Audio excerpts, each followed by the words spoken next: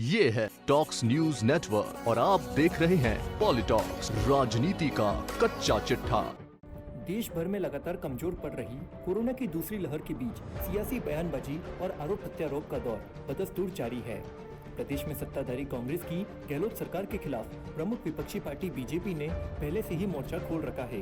इसी बीच देश के साथ साथ प्रदेश के मुख्य समाचार पत्र दैनिक भास्कर द्वारा किए गए डस्टबिन में कोरोना वैक्सीन के डोज मिलने के खुलासे ने प्रदेश की सियासत को एक बार फिर से गरमा दिया है।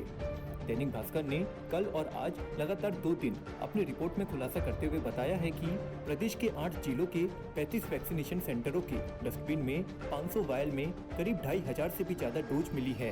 हालांकि चिकित्सा मंत्री डॉक्टर रघु शर्मा ने भास्कर की इस रिपोर्ट पर सवाल खड़ा करते हुए डस्टबिन में वैक्सीन मिलने की खबर को भ्रामक करार दिया है। वहीं बैठे बिठाए बीजेपी को मिले इस मौके को बीजेपी के दिग्गज नेताओं ने जमकर भुनाया और गहलोत सरकार को आड़े हाथ लिया है। दैनिक भास्कर द्वारा किए खुलासे पर सोशल मीडिया पर अपने बयान में चिकित्सा मंत्री डॉक्टर रघु शर्मा ने इस पूरे खुलासे को भ्रामक करार दिया है। रघु शर्मा ने ट्वीट करते हुए कहा कि दैनिक भास्कर अखबार में डस्टबिन में वैक्सीन मिलने की खबर पूर्ण तथ्यों से परे एक भ्रामक है। वैक्सीन वायल्स का उपयोग करने के बाद इन्हें नियम अनुसार संबंधित चिकित्सा संस्थान में ही जमा करवाया जाता है। भास्कर के दावे डस्टबिन में मिली वैक्सीन को गलत बताते हुए रघु शर्मा ने कहा कि इस खबर के लिए संबंधित पत्रकारों एवं स्वयं को गलत तरीके से स्वास्थ्य विभाग, राजस्थान का उच्चाधिकारी एवं WHO का प्रतिनिधि बताए एवं संबंधित कर्मचारियों पर दबाव डालकर उनसे इन वायल्स को प्राप्त किया। वह वायल्स किसी डस्टबिन में नहीं मिली है। रघु शर्मा ने आगे कहा कि ऐसी झूठी अफवाह फैलाने एवं स्वयं की गलत पहचान बताने के लिए संबंधित व्यक्ति पर कार्रवाई की जाएगी। स्वास्थ्य विभाग ने उक्त अखबार के प्रबंध को अपने विस्तृत जांच रिपोर्ट उपलब्ध करवाकर उचित कार्रवाई के लिए अवगत करवाया है। वहीं दैनिक भास्कर के इस खुलासे के बाद बीजेपी को तो जैसे कांग्रेस को घेरने के लिए संजीवनी बूटी मिल गई हो। समाचार पत्र के खुलासे के बाद केंद्रीय जल शक्ति मंत्री गजेंद्र सिंह शेखावत ने कांग्रेस को आड़े हाथ लिया। शेखावत ने कहा कि जितनी वैक्सीन राज्य में खराब हुई है उससे 10 लाख से ज्यादा लोगों का वैक्सीनेशन हो सकता था। सोमवार को मीडिया से रूबरू होते हुए केंद्रीय मंत्री ने कहा कि सबसे पहले राजस्थान के मुखिया ने आगे बढ़कर कहा था कि हमें अनुमति दे, हम 18 साल के ऊपर के सभी लोगों को वैक्सीन स्वयं लगा लेंगे। फिर ग्लोबल टेंडर का नाटक किया।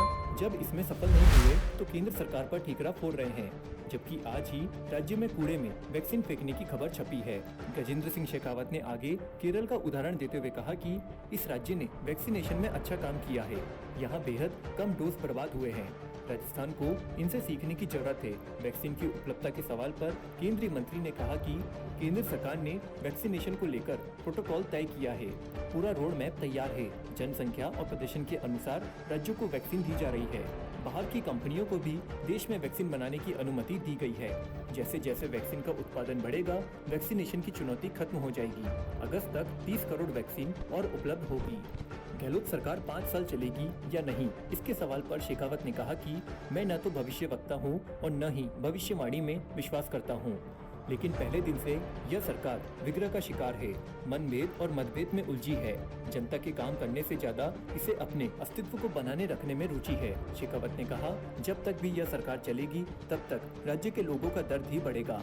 गरीब, महिला, किसान, बेरोजगार, युवा इस सरकार से खुश नहीं है। भगवान इस सरकार को सद्बुद्धि दे। वहीं प्रदेश भाजपा अध्यक्ष सतीश पूनिया ने प्रदेश की गहलोत सरकार पर सवाल उठाते हुए कहा कि कांग्रेस सरकार ने वैक्सीनेशन में राजनीति की। जो वैक्सीन इनको 18 से 44 वर्ष की आयु के लोगों को लगानी थी, जिसको लेकर खबरें आई हैं कि किस तरह से वैक्सीन कबाड़ में मिली, ये बहुत दुर्भाग्यपूर्ण व दुखद है। इनके सदुपयोग से काफी संख्या में लोगों को वैक्सीनेशन का मौका मिलता। राज्य सरकार न कालाबाजारी पर नियंत्रण कर पा रही है, न वेस्टेज पर। ये वेस्टेज की सरकार है। इससे और क्या उम्मीद की जा सकती है। वैक्सीन का कबाड़ में मिलना राज्य सरकार द्वारा कोरोना टीकाकरण पर की जा रही सियासत का भांडाफोड़ है। सतीश पूनिया ने कहा कि कोरोना की पिछली लहर में प्रदेश के बड़े अस्पताल में 2.5 लाख से अधिक मास्क चोरी हुए। इस बार कावंटिया अस्पताल में वैक्सीन की चोरी हुई और वेंटिलेटर्स, शौचालय व कबाड़ में दिखे।